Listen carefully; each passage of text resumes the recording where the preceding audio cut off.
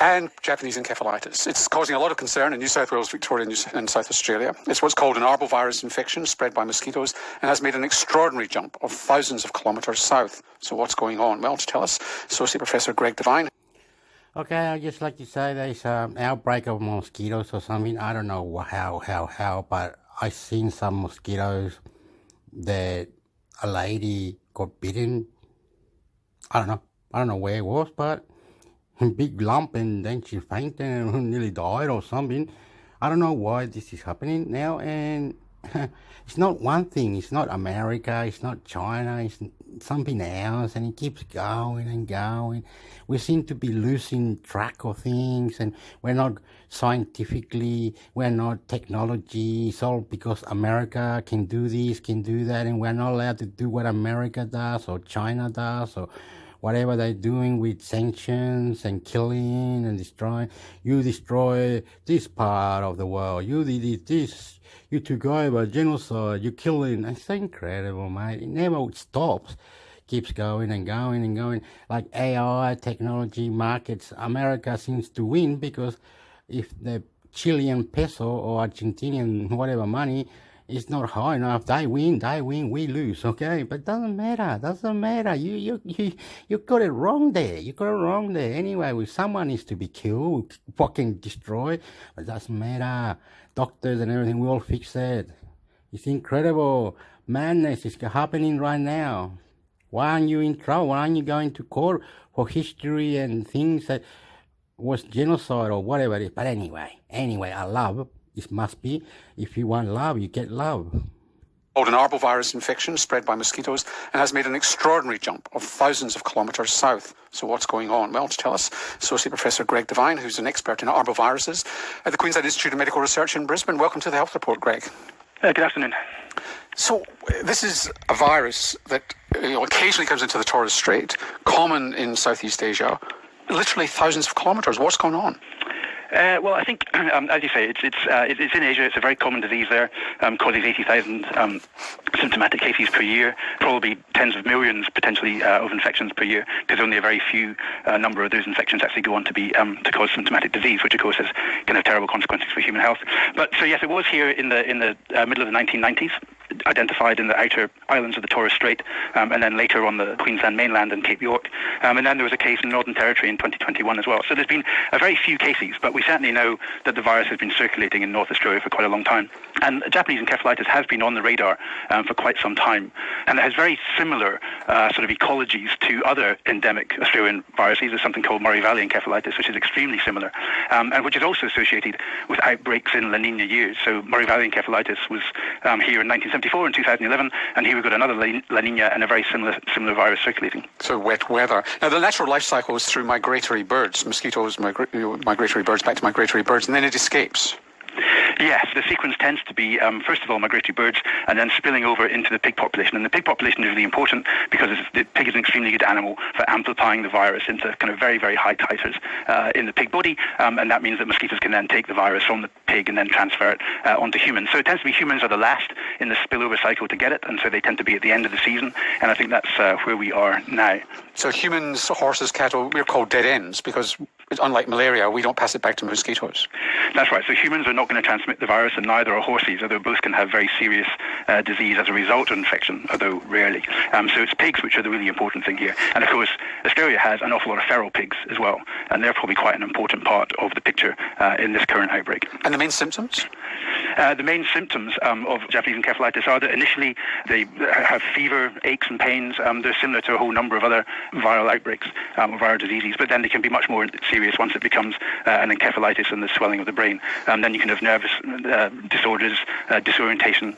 And when it gets very serious, that can lead to convulsions and even, of course, tragically, to death. Particularly in young kids and older people.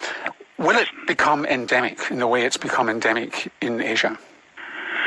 Well, I think it's here to stay. So I think now that it's been discovered across huge areas of southern Australia, it probably means that it's been here for a while and we just haven't seen it. I suspect that our surveillance operations have failed to some extent, and that's probably something understandably to do with the fact that everybody's been focused on COVID for the last couple of years. But I think it's certainly here to stay. It would be, I think the way to find out, of course, is to do a very intensive surveillance of all the piggeries in Australia, and also looking at the feral pig population as well. But I think if we find that it continually turns up, it's the case that the pigs in the piggeries and feral pigs have all seroconverted to Japanese encephalitis, then I think we assume that it's here to stay. I mean, just because Moraine Valley encephalitis isn't picked up very often, doesn't mean that it's disappeared. It just means it's kind of hidden in the wildlife reservoir. Can you immunise pigs against it? You can. There are pig vaccines, but they're not particularly useful necessarily. South Korea has a huge program of pig vaccination, which it's been doing for about 30 years. But the problem with that is that we tend to slaughter pigs very young. So by 8 months old, most pigs are going to the abattoir. So that means that the vaccination program has only a very limited impact on transmission. It might be a perfectly good way of protecting breeding sows and boars, but it doesn't make a great deal of difference in terms of transmission. So the best thing is vaccinating the human population. But presumably only the human population is going to come in contact with the pigs or in rural areas.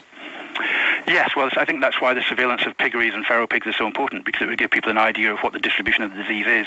The vector of Japanese encephalitis can fly tremendous distances, so perhaps 2 kilometres a day. So if you're thinking about this is the Culex mosquito.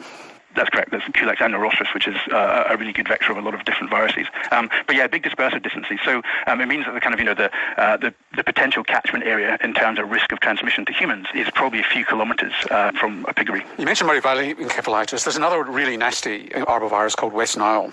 And it caused a lot of problems and deaths in the United States. And I'm told it has been detected further south in Australia. I'm not aware that the particular variant of West Nile virus that causes severe disease in other parts of the world is here. We have our own form, a subtype called Kunjun, which is occasionally very pathogenic in horses.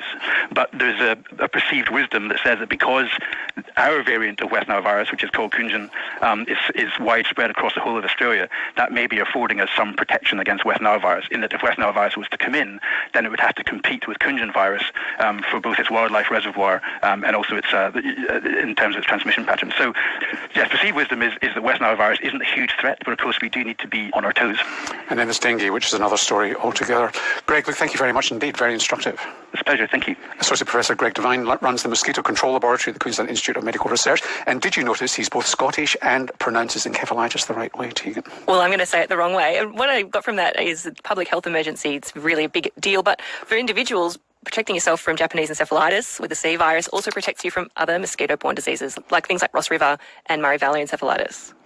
But you're going to talk about the climate change aspect of this. Well, yeah. So the appearance of Japanese encephalitis virus in Australia has come at about the same time as the most recent report from the Intergovernmental Panel on Climate Change, IPCC. The report has looked at lots of aspects of climate change, but a key one was its effects on health. And the lead author of the chapter dealing with health was Professor Catherine Bowen from the University of Melbourne, who's here right now. Hi, Catherine. Hi, Tegan. So the past few years, it feels like the discourse about the health effects of climate change has been very much like we have to prepare for this future. But what we're really seeing is it's happening here now. Yeah, that's absolutely right. So we are already seeing the impacts of climate change on human health. So we're seeing these, you'll have to excuse me, I'm recovering from COVID at the moment, so I've got a bit of a sore throat. But we're seeing these impacts what we call directly. So these might be from extreme weather events, whether these be floods or cyclones in Australia. And we obviously, the projections of these sorts of extreme weather events are for them to increase in their intensity and their frequency. So if we look at the direct impacts from floods, for example, these... Okay, I meant to do something. Okay, yes, there is climate change, right?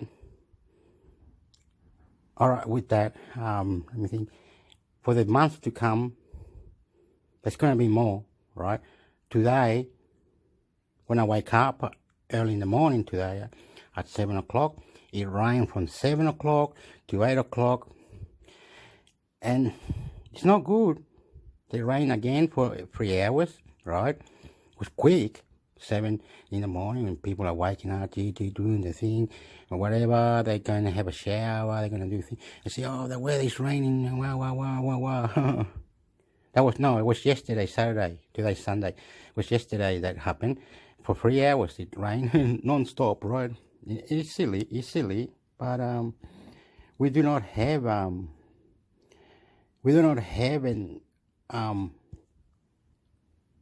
I can't explain it. We do not have a machine or something that stops this weather, or we fix it, or something that we can turn around and say, climate change, fix the... I'm moving my hand. I like to move my hands and shake my hand, shake my body.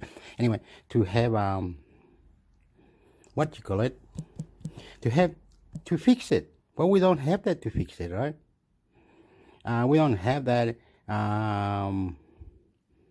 special thing. Anyway, we don't have that. I don't know what I'm saying, but we don't have that machine to do that, like what the United States do, like drop little crystals in the sky and the harp and all these naughty things that, you know what I mean, if you talk to the devil or you do the devil. I don't know how the United States would talk to the devil or something. I don't know, man. Anyway, I don't know. Don't ask me. Was supposed to be about it, but I am lost because this is going too far and it's nonsense to whatever. Anyway, it's nonsense and it's not good. Not good at all. I don't know what it is, but it's not good at all.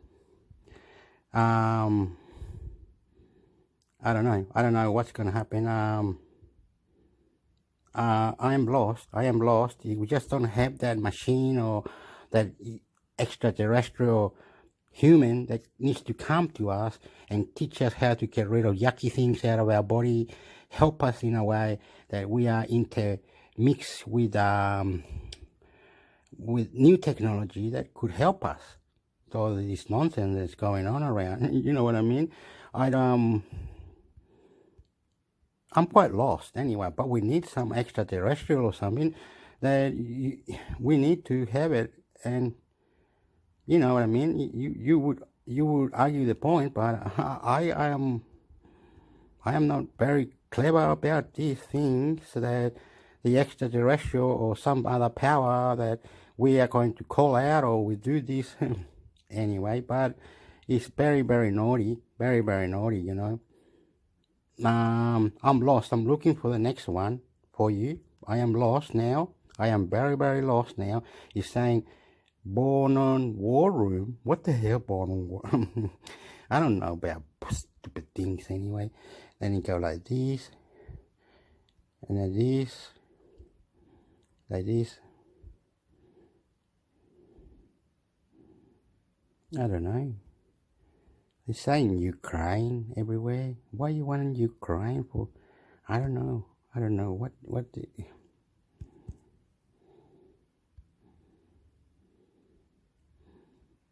I don't understand it.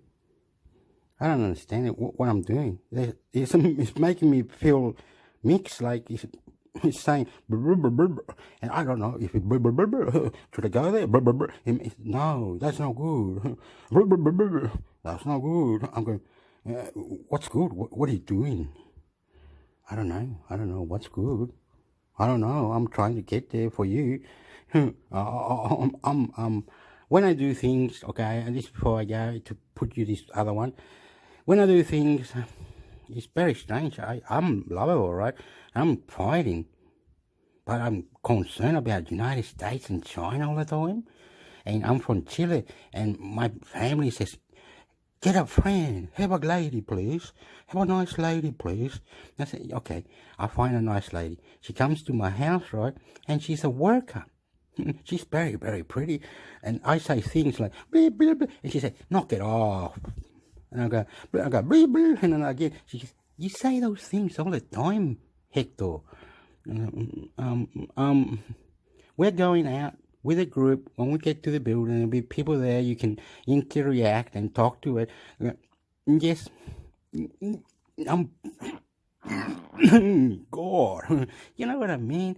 It's ridiculous. I see the lady, I feel like a tiger, like a macho man, and want to jump on. No, it don't work like that, mate. She'll slap you and she'll grab you and she say, knock it off, right? Now we're going to have to talk about this. You're going to go this way now because what you did. Where? How? And the mental health people are coming and the police are coming and you're in big shit. Run, go, hide in wherever you want. Go hiding under the rock where you came from. Go hide, go, Hector, go. I'm ringing them now. And, I have to go. Where do I have to go? She goes, just disappear so they don't catch you for years and months. You'll be on the news and everything, Hector. Huh? Why? Wait, how? Because they're going to ring your family and they're going to ask you where you are. So where? Hey, what are you talking about? What are you on about, lady? Then I'll get really angry with it. Look, stupid beep beep. I'm going to beep beep you and and she said, no, you're not. I'm on to him. Oh, okay. So do I go inside my house? If you go inside your house, they'll just come and they'll knock, open the door, you're under arrest, section Z, you abuse the person, and I said, madam, my ideas are correct, that I do what I like and how the lady was, no, okay, cut it out. This is a society, there's rules, there's police, security guards, other people around. They will not understand why you're going like that on the street, right? If you start clapping and throwing water everywhere, thinking that is normal, you won't last, mate. You won't last. You can't read the Bible the way you want it.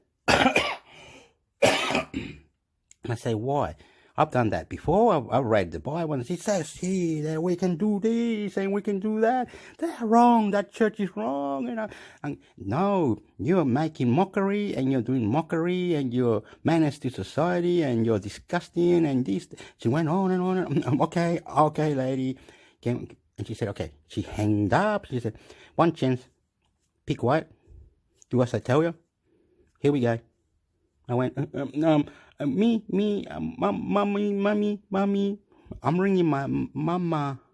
Yeah, you ring your mom. Get on the bus. See who's inside the bus. Oh, did you? Oh. When I go in the bus, then everybody's saying, what were you doing then, Hector? This other client said, you naughty. I know what happened to you.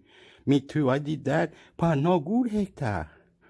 That lady is beautiful, ain't she? Hey, Fiona, she got you good, eh? I went, insane. I'm insane or something. I'm insane. I see some pretty lady, look like she's sporty lady with a skirt, nice this, and then suddenly, the boyfriend is 180 centimeters. He's tall, about taller than, and he goes, good eye, mine. How you going? And I went, pardon? You got a lifestyle to live, you good and everything. Where are you going, man? And she's talking macho, very macho, man. And I'm to the lady, I'm nervous. I said, lady, what's wrong? My palm is hot and my blood is going up. She said, sit down, we'll go get you a drink, and it all going right, because I behave. Good manners, good understanding, good apologies. Oh my God, what the hell is going on? You have breaker, naughty. You have to learn to not manipulate, discipline, love, family, and all more. Now we put this other episode. I don't know what it's American or something. No, I don't know. Here we go. I'm gonna fast forward a bit. Hey, Tech News Briefing listeners, it's Zoe Thomas. Next level of their salary goals, that's what I'm going to do. I will say I haven't necessarily done it publicly, and I've also, in every job that I've applied for and have gotten, I've... Okay, another thing is working. Many jobs that you go to get a job or something, some people were saying yes, they were there and there was a line and they went to get the job, and the person on the line on the thing, that job provider, whatever, said yes, you might be able to get the job, but there's a problem. They don't know how many can work there, because where the thing is, where they're building making the bread and all the cakes and things that you want to apply to, you might not be able to work there because they're shutting it down in 3 weeks. And I people, oh, wow, no. Yeah, a lot of shops are shutting down because they haven't paid their rent, or there's difficulties for providing work for people over 28, or maybe you might not be eligible. And wow, and then they go apply for another job. I want to be a computer technician. Yeah. Blah, blah, blah. Okay, you work here, we work there. Text, yeah. Okay, so many can work in this department, blah, blah, blah. And so they're having difficulties talking, providing making things in Australia is hard. It's hard. You see a nice lady and a nice bloke, and they're both applying for the same job, and they say, okay, both of you have an opportunity. We'll see how we work. We'll be ringing you as soon as possible. We don't know how, but the company in the industry will see if you're eligible because you've done your certificates and you've got universities and okay, and they say, we're smart. Okay, calm down. The man on the counter says, calm down. I'm just telling you, this is job seeker, this is a job agency, and we're willing to supply you with things that you need, but in the future or later or whenever, we're not clear with all this because of the floods, of coronavirus, of United States, China, and the whole world. That is, it's crazy. You know, it all connects to one another. There's a lot of good, there's a lot of bad, there's a lot of ugly. And I hope in the United States gets it right. In the name of God, in the name of God, in the name of God. We can't kill China. We can't kill China. Back off. Anyway, you gotta understand that a lot of these like horse riding, bush trackers, there's heaps of words I can't remember now. Train drivers, bus drivers, taxi, doctors, all can be working, but it takes time to apply, to get there, to be successful, to manage, to whatever. And it's more information that we're missing out on this country, Australia. Well, there could be lots less, but we are working together and see who's going to get stuffed up, who's going to win, who's going to lose, who's going to get it, who's not, who's going to love you. If you listen to me all the time, you will be a champion. You will never, somebody jumps on you, you'll be protected.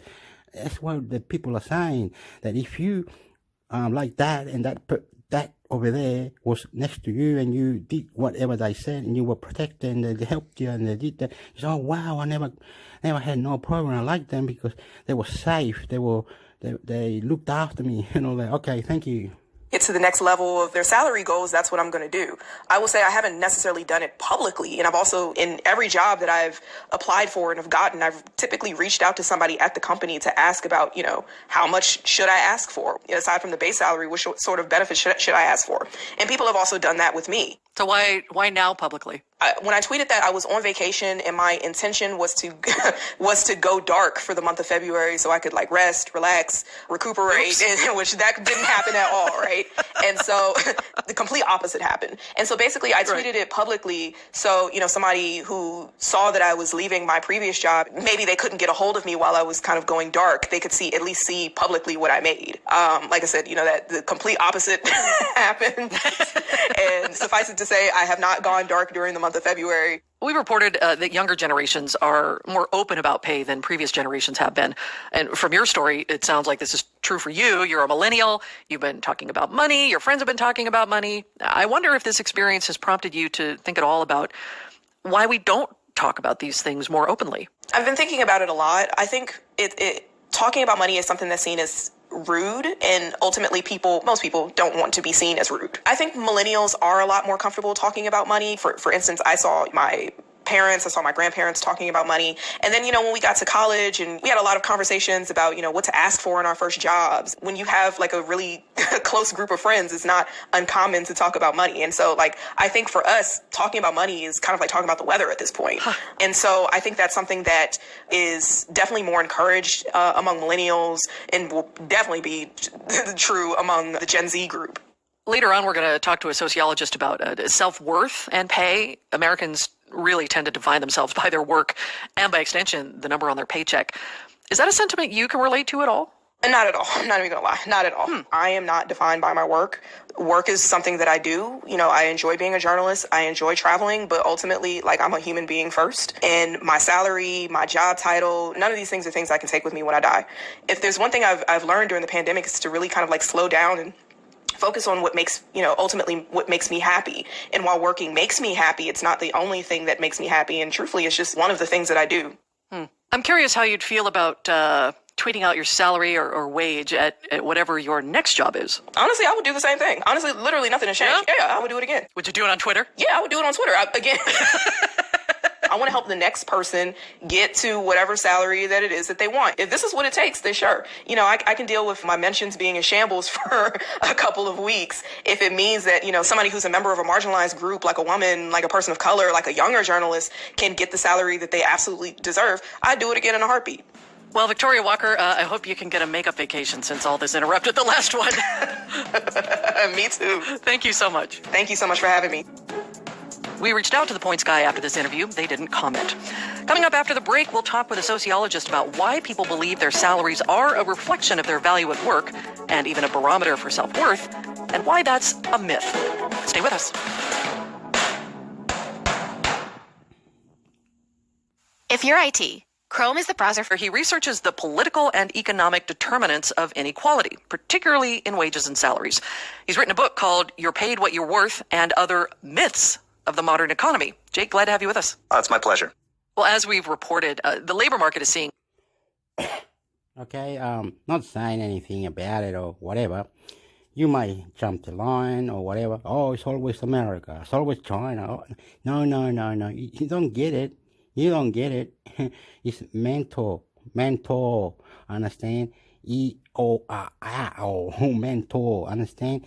For the mentality, for your mental brain, for you, understand? If you're powerful and you're inner, whatever, you're going to open certain parts of your brains, right? I'm doing this because I love this.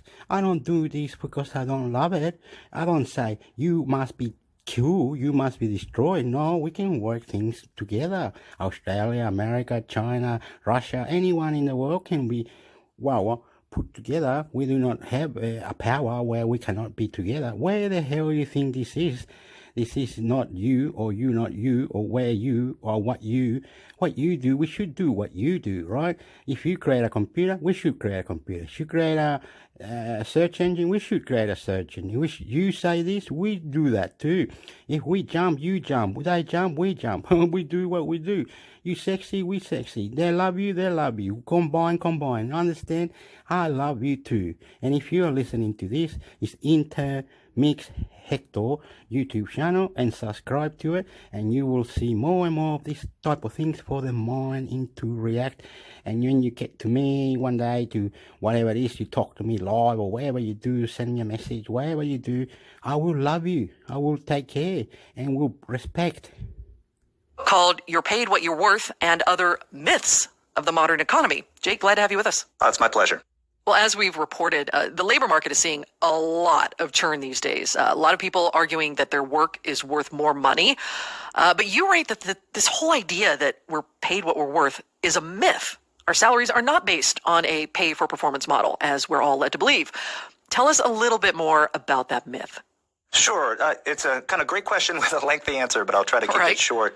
It is true. When you survey U.S. workers and ask them what the core determinants of their pay are, the vast majority of workers point to their individual performance, the belief that the number of their paycheck is a reflection of their performance on the job. But in the kind of messy real world of labor markets, that relationship between individual pay and performance really breaks down in fundamental ways for a number of reasons. One of them is measurement problems. For a lot of jobs out there, it's very difficult to measure one's individual performance. And so I often ask this to audiences in terms of their jobs. Is there a widely agreed upon metric that captures one's performance or productivity? You know, the difficulty in measuring one's individual contribution to your workplace is especially acute, I would say, in the kind of knowledge worker jobs that have really expanded over the past decades. Yeah, you write that the pay-for-performance model has really declined since its peak in the early 2000s.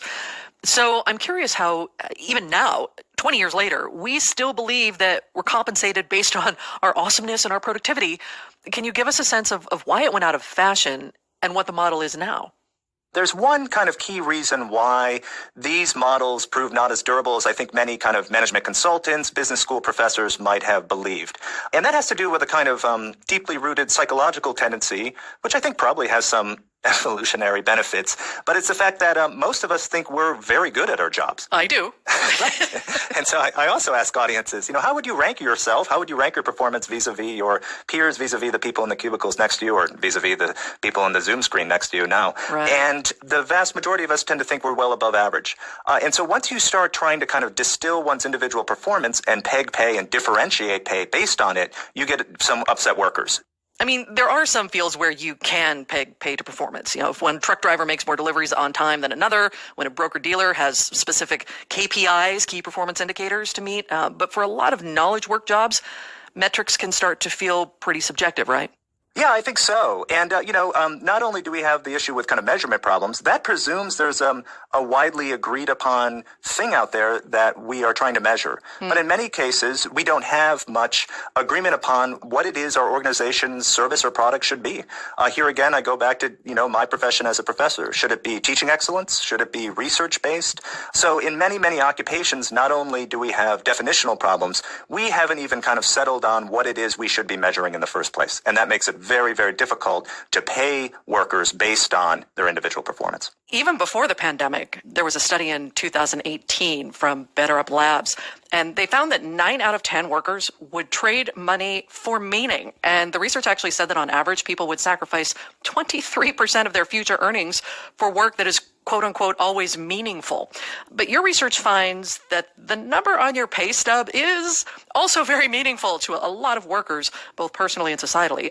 Talk to me a little bit about how pay intersects with our notions of self-worth. Given the widespread belief that our pay is a reflection of our performance, and given many Americans, and I plead guilty here, emphasis on their work as a core part of their identity, pay is personal, and increased pay means you're doing something right, and in some kind of deep way that you are more worthy as a person. I think that, for a number of reasons, that linkage should be broken, but that doesn't mean it's not deep-seated in our culture.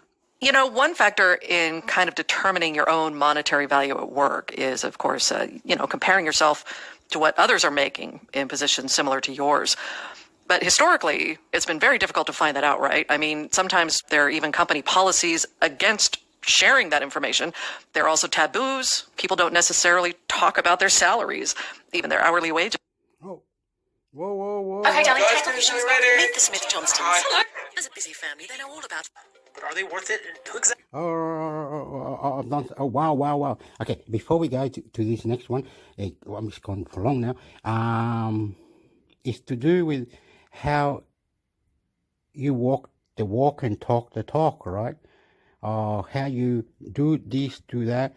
It's like love, hate, numbers, math, science, technology. It's all in your brain.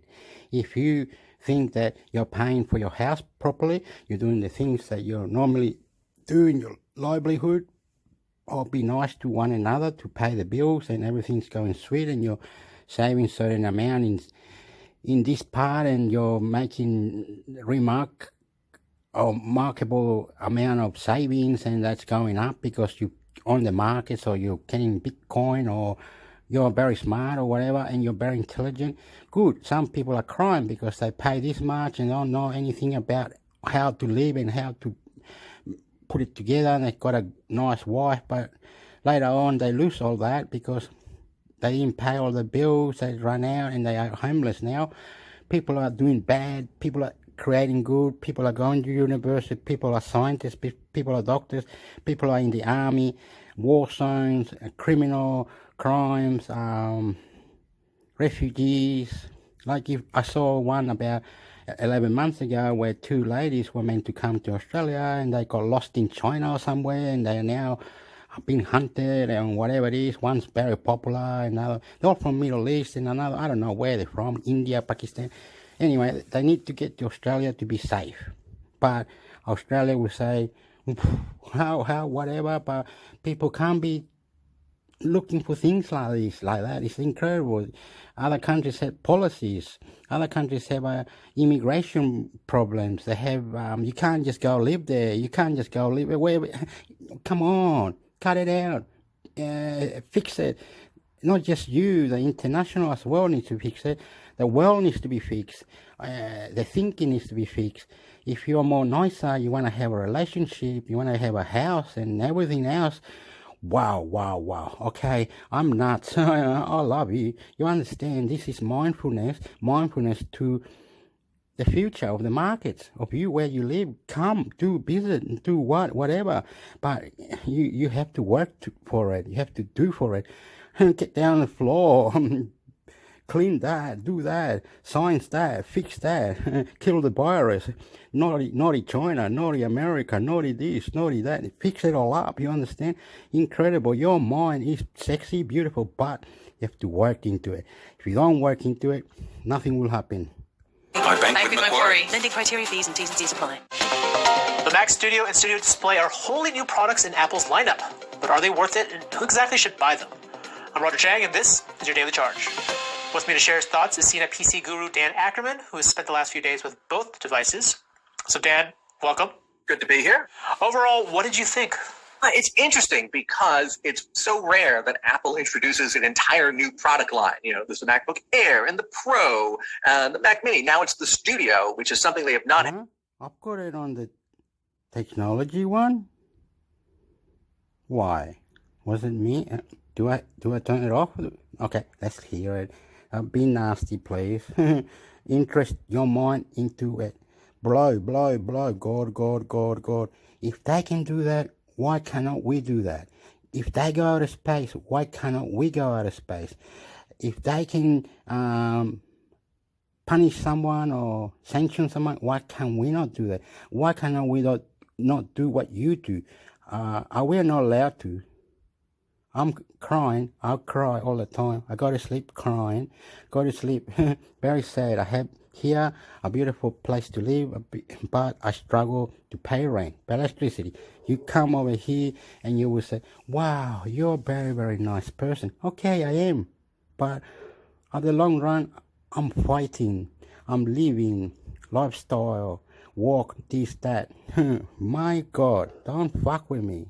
So rare that Apple introduces an entire new product line. You know, there's the MacBook Air and the Pro and the Mac Mini. Now it's the Studio, which is something they have not had before. And I said to myself, when was the last time Apple did this, a whole new product line? I realized it was actually the AirTag, which is also brand new. So it wasn't that long ago. But in computer terms, you know, it doesn't happen that often. And it's a weird in-between model because, frankly, what people have really been waiting for, nobody was really asking for this. People were asking for a new Mac Pro, the desktop, the full desktop. So they don't have that yet. They have this sort of halfway in-between step. Yeah, and it literally feels like that because it's like double the height of a Mac Mini, and it sort of like kind of gets you closer to what the Mac Pro looks like. So it's, yeah, like even like visually, it sort of, it looks like a bulked up Mac Mini on steroids. But I guess the biggest question for this, well, let's get right into it, is the price. Like, how much does this thing cost, and how much does the Studio Display accessory cost? Well, there's two versions of the Studio, which, you're right, is like a bulked up Mac Mini. It's a little more than two Mac Minis tall, although half of it basically is fans and cooling because it's got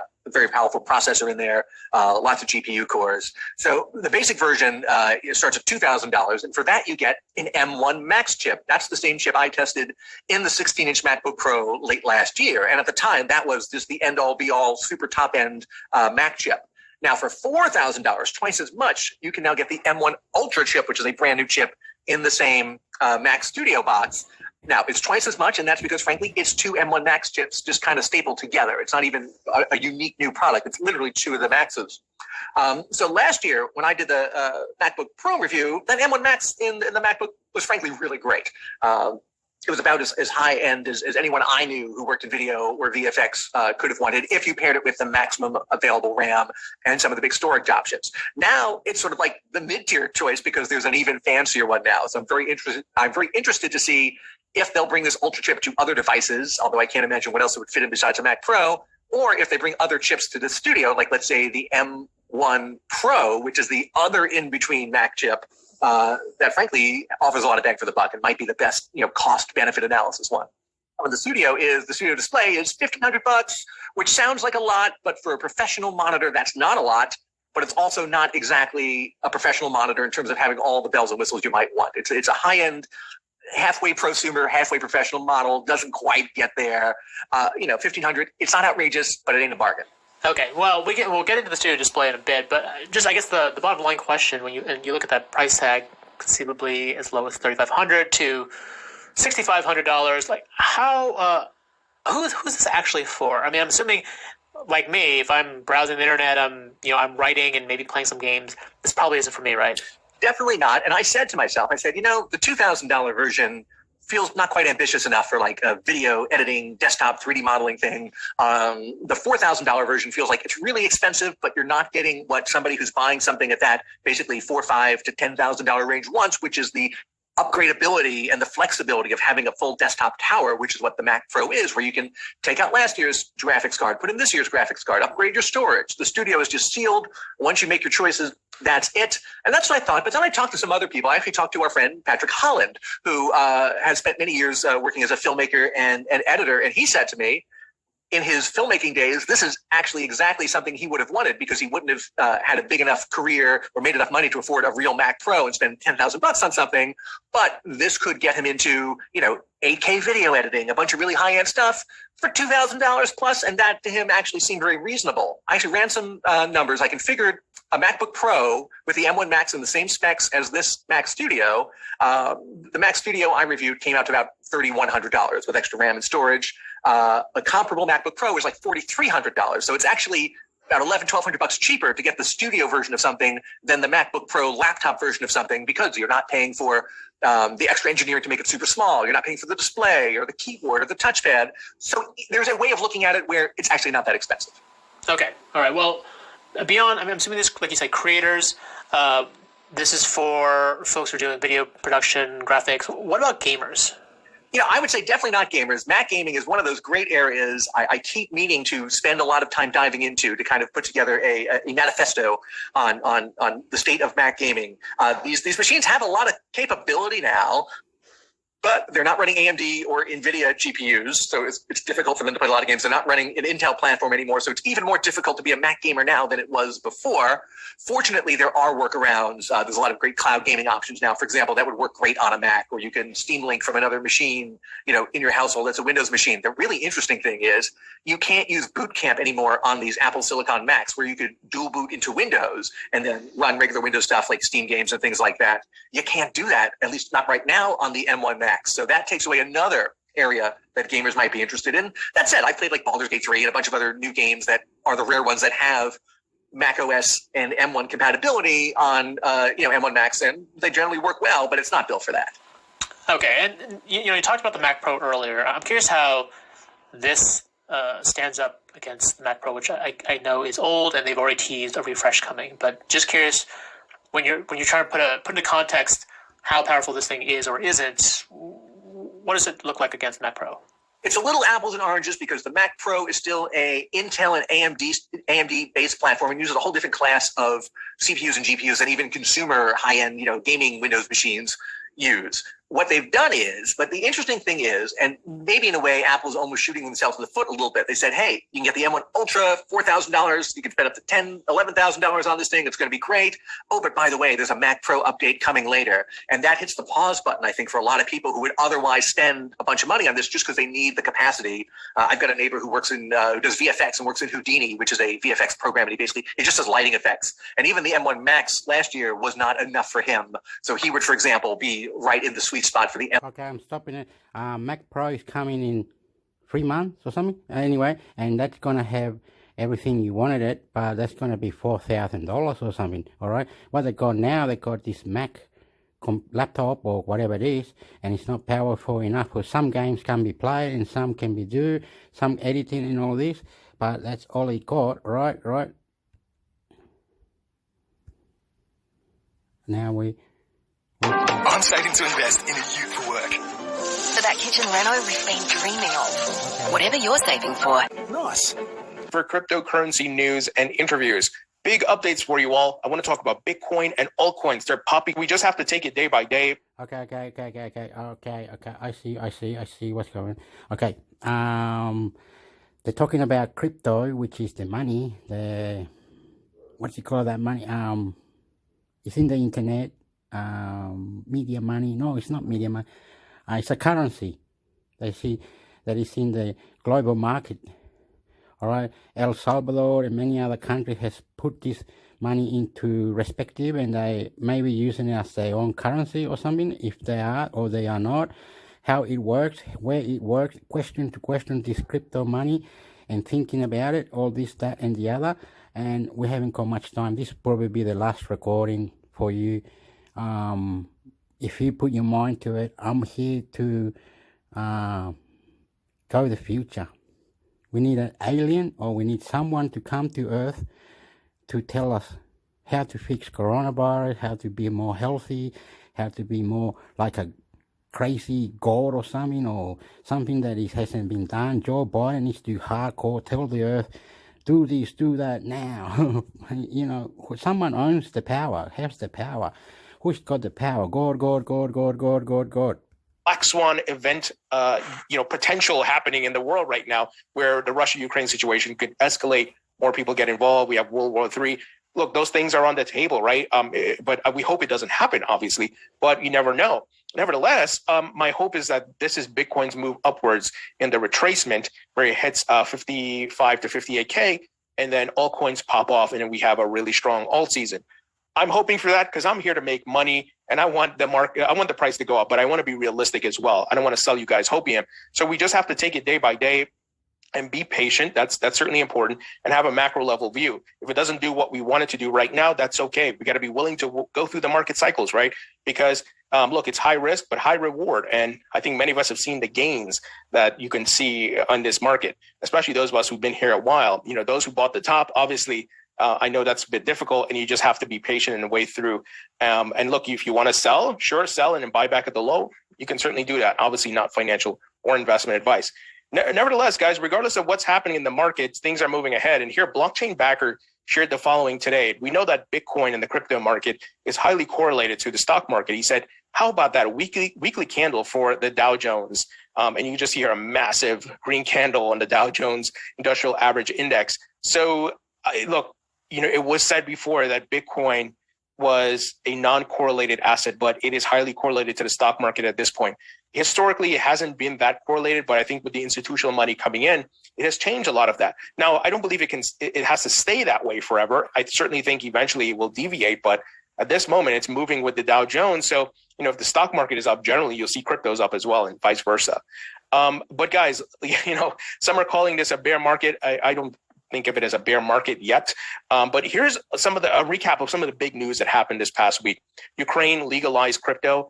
Banks are joining the metaverse. We saw HSBC take a big move. Binance wants to buy banks. And we know CZ, the CEO, has been going to Brazil. He's meeting with the mayors. They're doing some big things down there. Microsoft invests in Consensus, which obviously is heavily invested in Ethereum. Airbnb is open to crypto payments. New York City mayor and Miami mayors hold crypto. GameStop launching NFT marketplace. And here are some new updates. Spotify is planning to add NFTs to its streaming service. Of course. Guys, I mean, if you've been a subscriber and a listener to this channel, it's like every week we're talking about some major company, traditional company, jumping into crypto in one way or the other. And I know some of you may say, hey, I don't care for NFTs. I just want my cryptos to go up. But NFTs are built on blockchains and some. All right. Not everyone's on it, mate. Calm down. It's not like whatever you think people in Africa. You got rebels, you got guerrilla warfare, you got guns, you got drugs, you got people doing nasty things, right? When you fix that place, why can we do what you do? Can we create a computer? If you create a computer, I will allow to create a computer. You will allow to create AI, intelligence, certificate, whatever. I will allow to do that. I will allow to go out of space. I will allow to talk to God. I will allow to create whatever is created. I will allow to have whatever. I will allow to do what you do, China. I will allow to do what you do, America. I will allow to do anything. I will allow to go out of space. I will allow to just run, go, move, intelligent, kill the virus, do this, do that. I will allow. Can any country in the world do what you do, America? Can anyone in the world do what you do, China? Into crypto in one way or the other. And I know some of you may say, hey, I don't care for NFTs. I just want my cryptos to go up. But NFTs are built on blockchains and some of the tokens that you hold, right? If it's Solana, Ethereum, the XRP ledger. So NFTs are another avenue to get people into the market, guys. It's part of Web3. So we can't We can't put it down. This is a really great. Deemed so, he will often respond that the SEC doesn't give legal advice. We know his bullshit answers that he's been given. Oh, we don't comment on specific assets and all that, yada, yada. But you need to, if you're going to, say Bitcoin's not a security and Ethereum is not a security. What about the other 2,000, 3,000 crypto projects out there, right? It's pretty ridiculous what the SEC is doing. So Attorney John Deaton weighed in on the this respective lawyers, his respective, I'm losing my words here. His article. He said, outstanding article by J.W. Verrett in Law 360 regarding the danger of Gary Gensler and the SEC's overbroad application of the Howey test to the digital asset space. J.W. recognizes that most first-time purchasers of XRP were unaware of the company Ripple. He says, how does one rely on the promises of inducements of a promoter they're oblivious to? Answer, they don't. As a complement to JW's article, here's a brief analysis on why today's XRP is not a security. So he shared the details he had put out. So obviously, John representing 65,000 plus XRP holders. Now, Ripple Stewart Alderati, he's obviously general counsel there. He tweeted out the following about an article that came out titled, this will be a decisive year for crypto's future in the US. And this is from Real Clear Markets. He said, less than a quarter into 2022, there's no doubt in my mind this is the year where all eyes will be on crypto regulation. I penned an op-ed, oh, by the way, that's his op-ed, excuse me, for RC Markets on what the crypto industry needs from U.S. policymakers in order to foster American innovation. He said, just in the past 2 weeks, we've had the executive order and a bipartisan letter from Representative Tom Emmer and obviously the bipartisan group we talked about, both Democrats and Republicans. And it says regarding the SEC's overly burdensome covert campaign against crypto companies. He said these policymakers recognize the vast potential of these technologies and the consequences of crypto innovation and talent moving overseas without regulatory clarity. The stakes are high. I love it. I love it. The SEC, Gary Gensler getting pressure, looking like idiots every day. And I exclude Hester Peirce from that. We know she's been trying to push for clear crypto regulations. I'm going to try to get Hester back on the show. I've obviously interviewed her 2 times, but. Okay, there's a lot of people that I've noticed are on crypto or making money in the markets, like hip hop artists, Snoop Doggy Dogg, or whoever it is, the hip hop artists or the music, people that make music or the sport people, they're all onto it. And many people that are high business and all these are in crypto or other market things, and it's incredible and it's very, very soothing. There's many words that are beautiful because they are in cryptocurrency or this internet money, whatever it is, and it's making them rich and making them famous. If you can create an app or you can decode or do something or be more clever to the internet, you can make money and free from apps and all this other stuff. Make sure you are doing the right thing, going the right way, putting your mind to it. You are questioning, name of God, fuck him up. From that, we know she's been trying to push for clear crypto regulations. I'm going to try to get Hester back on the show. I've obviously interviewed her 2 times, but once again, I exclude, my comments do not include her. So just an FYI. Finally here, Ethereum co-founder Vitalik Buterin is on the cover of the latest issue of Time magazine.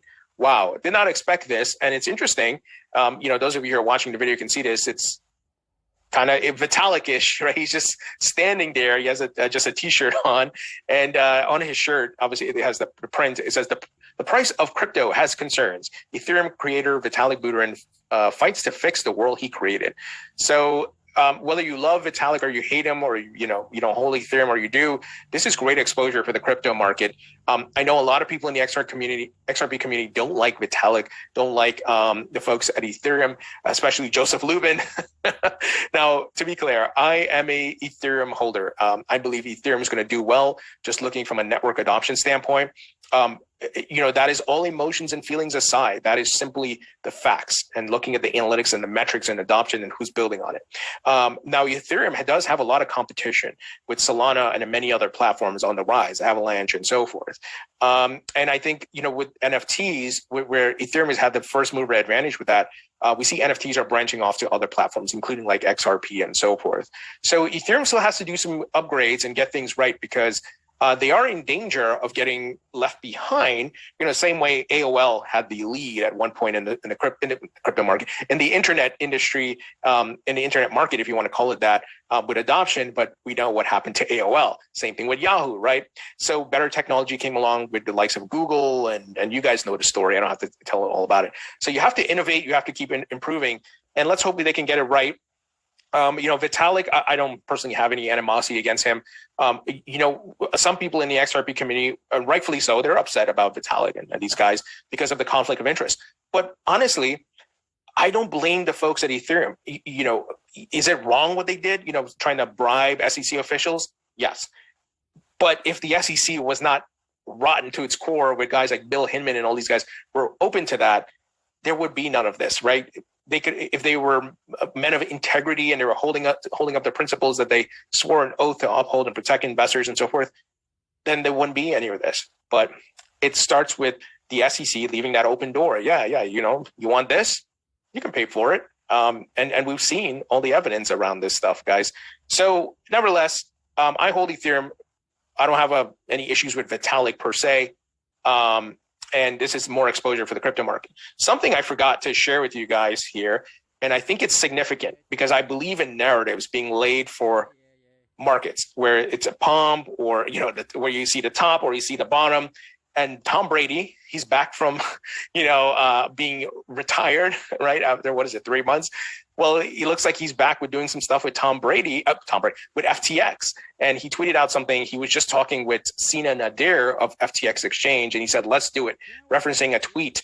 And they're saying that they're going to give him, he put out a tweet saying, hey, FTX official, could we donate a Bitcoin to the charity of this person's choice? So referencing a video and as well as Pro Football Talk and someone's respective charity. And FTX said, yeah, let's make it happen. Let's do it. So I know I stumble on my words there, but my takeaway is Tom Brady starting to talk about Bitcoin again. I think we're ready for the price to go up is the TLDR here, right? Narratives, activity. We know he has skin in the game with FTX. So he's looking to amplify and get the word out there. So could this be in line with the charts of what's coming? Bitcoin's retracement and alt season? I think so. Let me know what you guys think. Leave your thoughts and comments below. Hit the thumbs up button. Share this video. Okay. It looks like this. Anyway. We're not going to complain or anything. Right? We have different people thinking of different things. It's just that there's floods in Australia. There's protests, and there's people cannot live like this. People need to be creative. People need to have math, science, technology, certificate, university. Yes, a lot of opportunities, but you have to work into it. You have to prove to it. You have to move to it. You have to be creative to it. And all that. Okay, I love you. Intermix Hector YouTube channel. Subscribe, and many things will happen in the future from here to the end. This must be in the mindfulness. Ukraine will survive later on. We'll see in about 1 year what happens to Ukraine and what happened with China, America, because something needs to come, like an extraterrestrial, something special to fix this earth. And it's naughty that we're not seeing other planets, other heavens, other gods, other things. If you can do that, can we do that? Can we go out of space? Can you make a computer? Can we make a computer? Can you make a AI? Can we make an AI? Can we make a search engine? Can we make everything? Can we make? Why you make it? How come other countries can't make it? Okay, subscribe. Be nice. I love you, and must be love. If you want love, here I am, Intermix Hector. And